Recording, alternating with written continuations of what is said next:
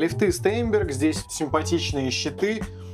Не знаю, как выглядит лифт под этим защитным щитом, хотя вот обычный металлический, я не думаю, что в жилом комплексе такого формата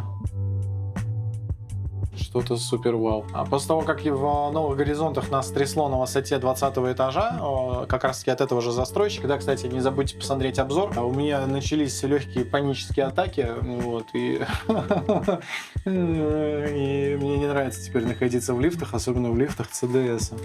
Вот, хотя, конечно, ничего страшного, там запасные канаты, тросы, матросы и все остальное прочее.